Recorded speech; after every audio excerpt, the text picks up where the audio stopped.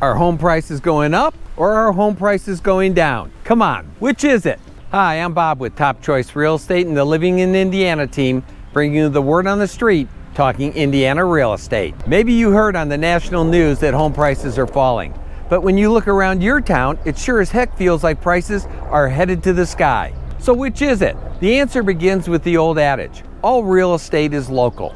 I'm based here in the greater Indianapolis area, and I'm interested in everything there is to know about Indianapolis. The cost of living always gets my attention. You too, I'll bet. But I like to know how we compare with others around the country. So follow me now. The Wall Street Journal recently posted an interesting article titled, "See Where Home Prices Are Rising and Falling the Most." So hey, let's take a look at what's happened across the country over the past 12 months. We've been seeing slowing sales and higher inventory in such places as Phoenix, Miami, Dallas, Tampa, and Fort Myers. And these places are now seeing falling prices. Others in this tight squeeze include such darlings as Boise, Idaho, and Austin, Texas. If you flip the coin, we see places with tightening inventories, meaning that there's more likely to be more buyers than sellers. This includes Chicago, Philadelphia, New York City, and Detroit. And all of these are seeing modest price increases. So if you're considering moving here, you're gonna wanna pick up our relocation guide. It's free and there's no obligation. My staff and I have prepared the ultimate relocation guide, and you can get your copy below. Now, you may be considering relocating or moving to the greater Indianapolis area, wondering what the cost of living in Indianapolis is. Here in Indianapolis, we're seeing tightening inventory. Why exactly? Hey, we still have a housing shortage. Let me repeat, we still have a housing shortage. People are even fighting over some homes. That's true across the Northeast and the Midwest states. One of the reasons that there is an inventory shortage in the Midwest is that home prices are lower and new home builders cannot sell new homes at a high enough price to make the profit they want.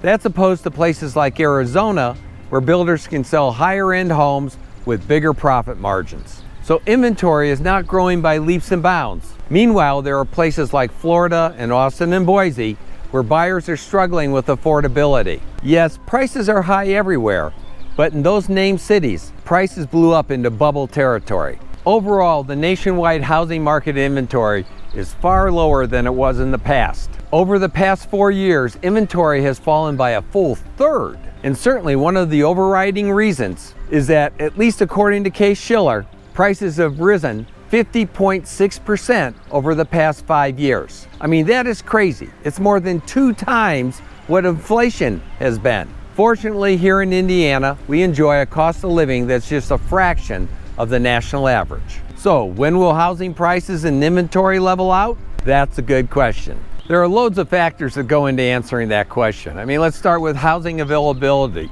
Are builders building more houses? Are Airbnbs on the rise, or are they getting hit hard like they are in some places right now? Or, hey, is BlackRock and all these big name Wall Street firms coming in and buying up houses so they can turn them into rentals? Or how long will the boomers stay in their homes? And when will millennials ever decide to buy? When will prices come down? And when will rates go down? Now, whether there is good inventory or tight inventory, whether prices are rising or falling, people are going to be buying and selling homes. People want to know where's the best place to live, or maybe they just want to see homes for sale. I'm here to help people understand the market and how they can do best, regardless of what direction prices, rates, inventory, etc., etc., etc., where all those things end up going. I mean, I work harder to make good things happen. If I can help make your next real estate deal a true success, be sure to give me a quick call or text or hit me up with an email. Enough said. You make it a great day now. So if you're thinking about selling, have you ever wondered if you're going to have to paint or recarpet? Or maybe your brother-in-law told you that you just have to fix up your bathroom. Hey, follow me. I'm gonna arm you with some knowledge so you can make the best decisions that will make you the most money. And I'll share secrets on how I sold my last 5 homes in a grand total of less than 30 days. Number 1, you are now in the business of selling real estate. This is no longer about your house. It's time to focus on making it someone else's house. If you're going to get emotionally attached to a house, do it with the new home that you're about to buy. Number 2, we use professional photography, which means to you, people will put eyeballs on your property. That plus our marketing will equal lots of interest. But so I hate to tell you, that even with all that interest, people are going to do their best to talk themselves out of walking through your home. It drives me nuts, but our job, your job, is to get them from the street to inside the house. Hey, they're going to drive by and they're going to do their best to talk each other out of walking through the house. So, curb appeal matters a lot, more than it should. Hey, if you think about it, you live 90% of your time inside your house, about 9% in the backyard on the deck or playing with the kids, and about 1% in the front yard. And that's usually when you're shoveling snow or mowing the grass, not doing something that's a whole lot of fun. But hey, you only get one chance to make a first impression. So you're gonna wanna be sure to trim the overhanging tree, put the trash cans out of sight, put the bikes and basketballs away. Hey, and bring some color. Flower baskets in the summertime, maybe some mums in the fall. You got Christmas or Halloween, 4th of July, you got big bright flags. Put some color between the street and your house. Number 3, say you do manage to get them to the front porch. There they are. The realtor's fumbling with the lockbox, trying to get the key out. And what are the buyers doing? They're looking around. They're seeing the cobwebs and the dirt and the grime and the front door that hasn't been cleaned in God knows how long. So, hey, make sure that they're staring at something clean and sharp. First impressions matter. Hey, you may never use the front door. If you're like most people, you come in through the garage. But you're gonna bring everybody in for a showing through the front door. So, hey, paint the front door. Knock down the spider webs, power wash the front porch. If you don't have the equipment or don't wanna do it, I know a guy. Number 4. Once they're inside the front door, the priority begins in the front hallway, and it works back from there. First impressions again. Hey, I've had people take one step inside a house and go, hey Bob, this one's just not for us. We're out of here. Hey, so the least important things to get done are the basement, the kid's bedroom, the garage. You can have all the boxes in the world in the garage and it doesn't matter. The side of the house, don't worry about power washing that. That's like the last thing that you do. What matters is everything as you move back through the house. That's what's most important. So concentrate your efforts beginning there. Number 5, there's a saying, and it's god-awful true. Kitchens and baths sell houses. Now, the price point may play a role in what you do. A few years back, I was doing a listing presentation with somebody, and it was a pretty nice house. I mean, it was kind of unique, but it was pressing a mill. And the guy just refused to consider putting granite countertops in.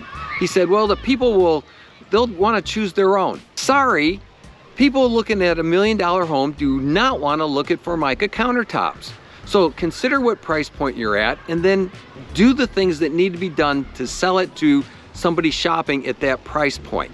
You want to motivate them. It's not about you, it's about them. Make it attractive to them. Make them get their checkbook out. So you may want to consider, do the appliances match? Are they all working? Do all the burners work? Or is it obvious that there's something wrong with that kitchen range? Hey, it may not have bothered you. You may have lived with it for 10 years, but a buyer coming in, those are like trigger points for them, as to say, well, maybe the house hasn't been taken care of, or it just doesn't give you that first impression. You may need to tile a bathroom or update some plumbing or electrical fixtures.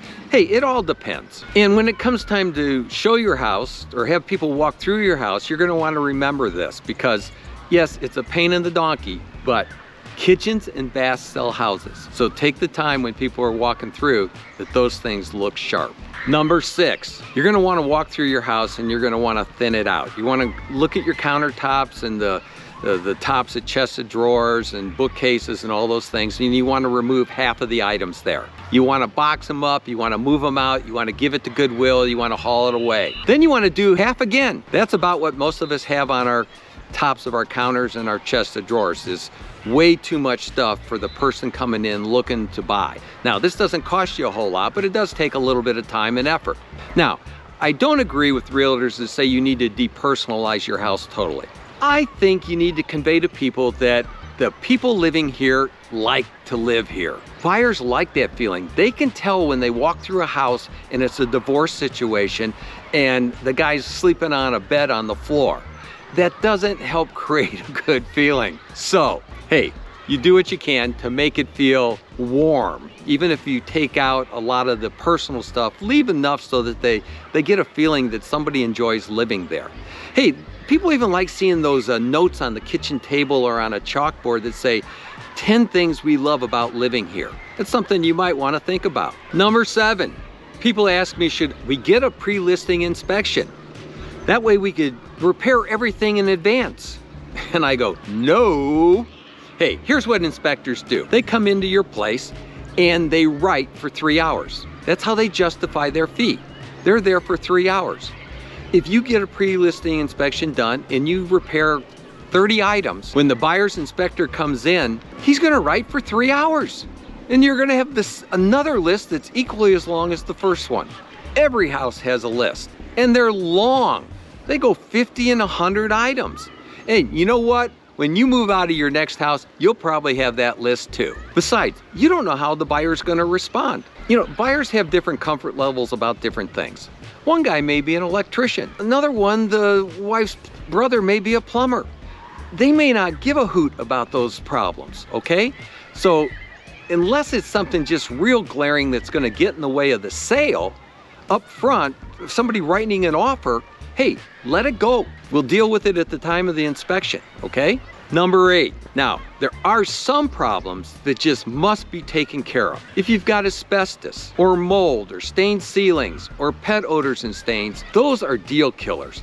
I mean, people don't want to hear about asbestos, okay? It scares the living daylights out of them. If you know you got a situation there, take care of it before you put the house on the market. If you have black mold hanging off of something or other, get it taken care of before the people start walking through your house. Stained ceilings, people go, oh, I don't want to have to paint that ceiling. Hey, let me tell you, people walk through a house and it's one of the things that lots of people know, and the guy will look at that stained ceiling and he'll point it out to the wife, and then they'll walk through the house and he'll come back and he'll point out that stain in the ceiling.